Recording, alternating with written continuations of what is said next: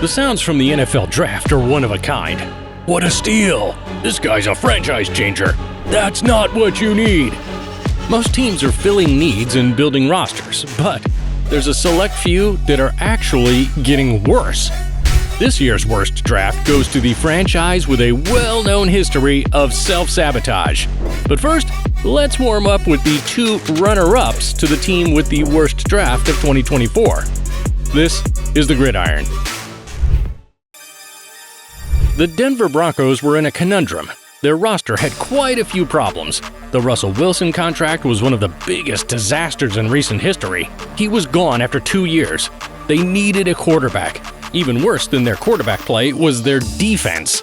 Now, Denver's defense has historically been strong, and that's why the franchise always felt like they were a quarterback away.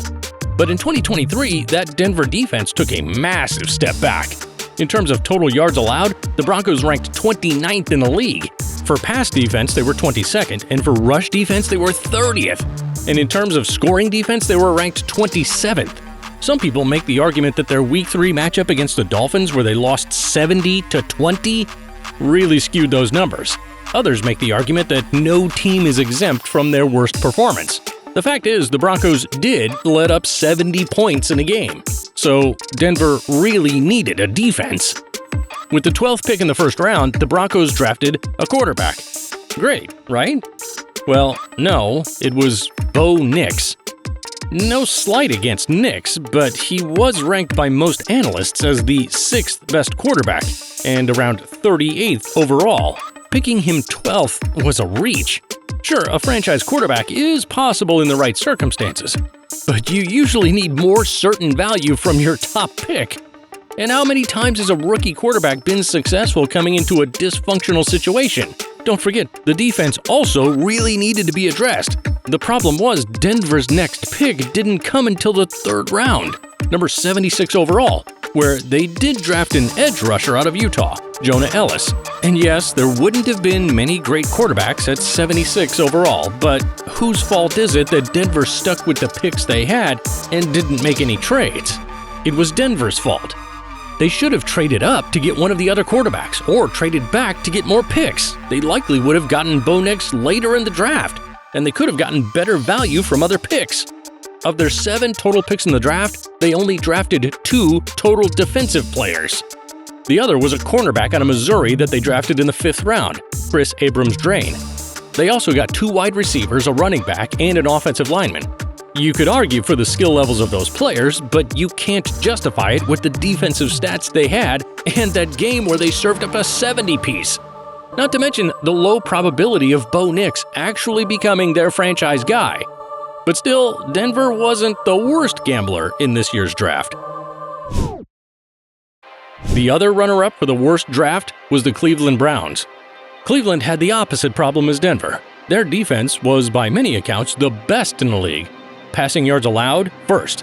Rushing yards allowed, 11th. Most importantly, total yards allowed, 1st in the league. Sure, every year you need to replenish your roster no matter how good it is, but the Browns struggled on offense a lot more than defense.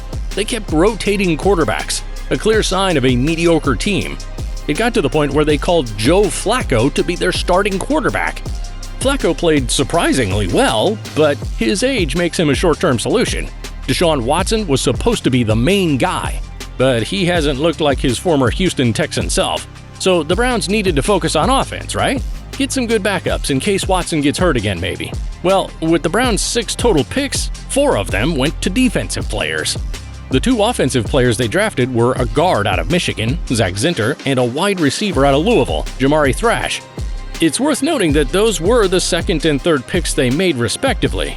Their first pick was Michael Hall Jr., who did finish with the 2nd best pass rush win rate among FBS defensive tackles. Well, that'll be good since the Browns don't already have Myles Garrett and Zadarius Smith, right? The other problem was that the Browns had poor spots to pick from. Their first pick was in the 2nd round, 54th overall. Their other picks were in the 3rd round, 5th round, 6th round, and 2 in the 7th round. Your draft will never look great with those low picks. And sure, we hinted at them needing to do something about the quarterback spot, but we all get it. No team would pay their starting quarterback like the Browns did and then draft his replacement shortly after. It just doesn't happen, right? Welcome to Atlanta, the Vegas of the South, because the Falcons decided they wanted to gamble this draft. Let's review the Atlanta Falcons season in 2023. They finished the season 7-10, one of the reasons they wound up with the 8th overall pick. They had the 26th scoring offense in the league. The quarterback situation was messy. Desmond Ridder started 13 of their games and threw 12 touchdowns and 12 interceptions. Taylor Heinicke started 4 games and threw 5 touchdowns and 4 interceptions. Logan Woodside played in 1 game and threw 1 interception. So overall, the Falcons quarterbacks threw 17 touchdowns and 17 interceptions in 17 games. How symmetrical! But not a good stat line for any NFL team. Atlanta also had the 18th scoring defense in the league. The defense was middle of the road, but the pass rush was really lacking. And drafting pass rushers has not been the Falcons' forte at all. In fact, the last player the Falcons drafted that had at least 2 seasons with 10 or more sacks was Patrick Kearney in 1999. They've been bottom of the league when it comes to rushing the passer. This was clearly an issue along with the quarterback room. The good news for the Falcons? They signed Kirk Cousins in the offseason. It was a huge deal, $100 million guaranteed over the next 2 years. Looks like Atlanta has a good answer for their QB situation, especially with the weapons they have like Drake London, Kyle Pitts, and Bijan Robinson. Now that offense looked loaded, so it appeared the Falcons were going to address their pass rushing problem with the 8th pick in the draft. But Atlanta tricked everyone when they used it on a quarterback. Just 6 weeks after they basically handed Kirk Cousins the starting job. More surprisingly, it was a quarterback that many ranked 5th in the position, Michael Penix Jr. This pick confused everyone. Even Kirk Cousins had no idea this was the selection Atlanta would be making. He was informed about it at the same time as the rest of us, while the Falcons were on the clock. Their first pick already brought up some issues. One, you just upset Kirk Cousins because he thought you were in win-now mode, and you just made it look like you are not. You may now have a more tense quarterback room for the 2024 season. Secondly, you just paid Cousins so much money, and now you're drafting another quarterback high? One of them won't be playing, but both of them will get paid. Third, Atlanta needed pass rushers, and they wasted an opportunity to get a top pass rusher.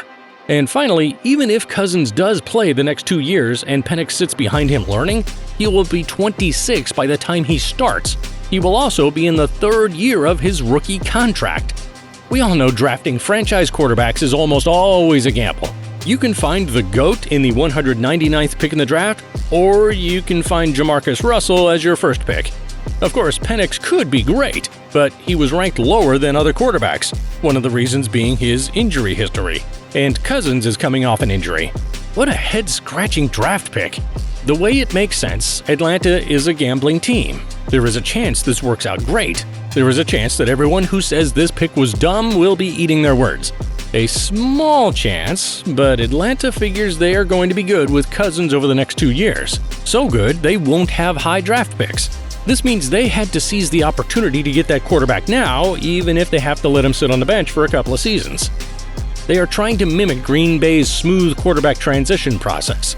And though many people ranked Penix Jr. as the 5th best quarterback in the draft, Atlanta graded him as the 2nd best, tied with Jaden Daniels.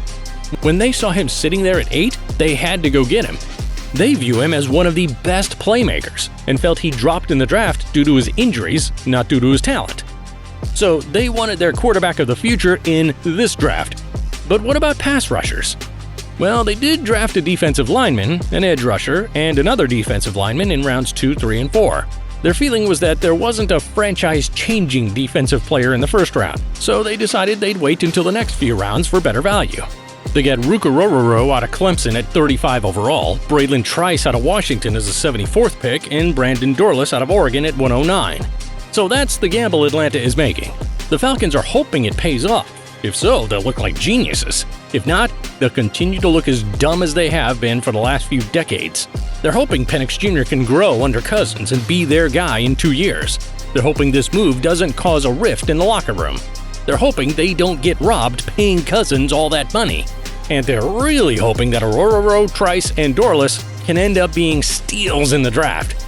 But if the gamble doesn't work out, then the Atlanta Falcons had the worst draft in 2024. The kind that gets people fired. Only time will tell.